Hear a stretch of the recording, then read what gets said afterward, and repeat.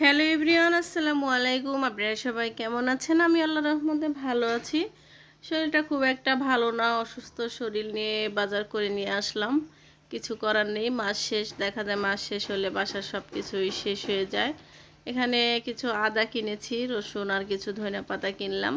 আর আমি তো মাসের প্রথম দিকেই সব কিছু বাজার করে ফেলি, কিন্তু এবার একটু দেরি হয়ে গেছে। শরীরটা অনেক খারাপ, ইচ্ছা করে না বাজারে যেতে, তারপরেও যেতে হয়।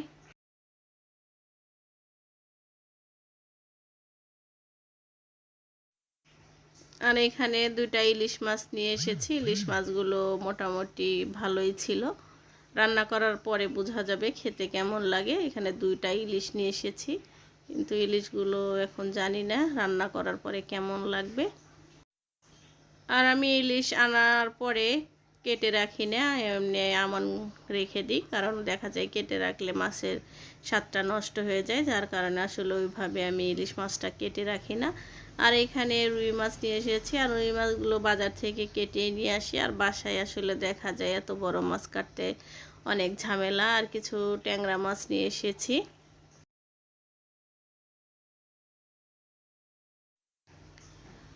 আর এখানে 1 কেজি শিং মাছ নিয়ে এসেছি, আর হলো 1 কেজি কই মাছ নিয়ে এসেছি।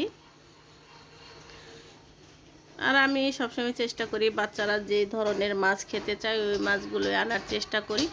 আর দেখা যায় অন্য মাছগুলো আসলে খেতে চায় না, এই জন্য ওইভাবে আসলে কিনে নিয়ে আসি না। আর এখানে রুই মাছগুলো আমি আর কি ভাগ করে ফ্রিজে রেখে দিচ্ছি। আর যেগুলি আছে আমার বাসায় যে কাজ করে সে আসলে এগুলি কেটে পরিষ্কার করে রেখে দিবে। আর এখানে আমি মাছগুলো আর এমনি গরুর মাংসগুলো ভাগ করে ফ্রিজে রেখে দিচ্ছি, আর বাকি মাছগুলো পরে কেটে ভালো করে ধুয়ে পরিষ্কার করে নিব।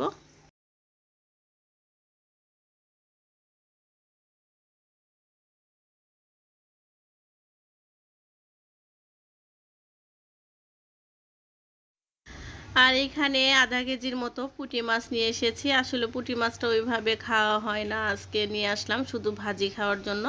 আমি আবার পুঁটি মাছটা ওইভাবে কেনা হয় না, আজকে শুধু কিনেছি ভাজি খাওয়ার জন্য, অনেক বছর পর কিনলাম। আর পুঁটি মাছগুলো অনেক ভালো ছিল।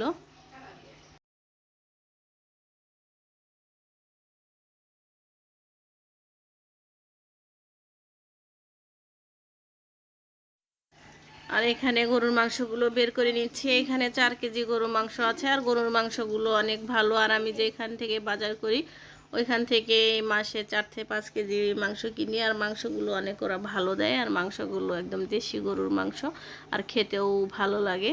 আর দেখা যায় অন্য জায়গা থেকে কিনলে আসলে মাংসর স্বাদটা আমি পাই না, আমার কাছে ভালো লাগে না। সবসময় ওদের দোকান থেকেই কেনার চেষ্টা করি, ওরা মাংস অনেক ভালো দেয়, হাড় অনেক কম দেয়, কারণ অনেক বছর হলো নেই, যার কারণে মাংসগুলো অনেক ফ্রেশ দিয়ে থাকে।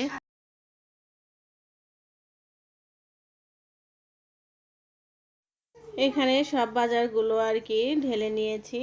আর মুরগিগুলো আমি এমনি আমান করেই রেখে দিব, শুধু নাড়ি বুড়ি তো ফেলে দিয়ে নিয়ে এসেছি। আর শুধু আমার ছেলে মেয়ে আবার মুরগির গলা গিলা এগুলি খায় না, যার কারণে এগুলি আসলে আমি আলাদা করে নিই। আর মাংসগুলো অনেক বড় বড় করে ওরা কেটে দিয়েছে, এখানে আমি ছোট ছোট করে একটু কেটে নিচ্ছি।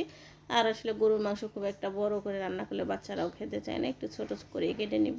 কেটে নিয়ে এরপরে আমি ভাগ করে রেখে দিচ্ছি।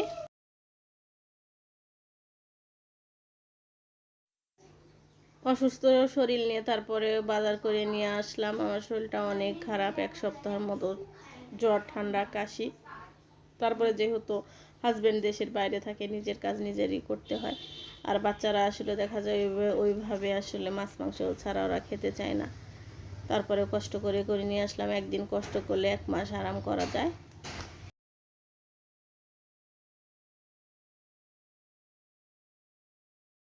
আর এমনি সুপার শপ থেকে যে শুকনা বাজারগুলো আছে সেগুলো আর কি আমি একসাথে করে নিয়ে কিনে নিয়ে এসেছি। যাই হোক, 1 মাস আর কোনো টেনশন নেই, 1 মাস এমনি চলে যাবে।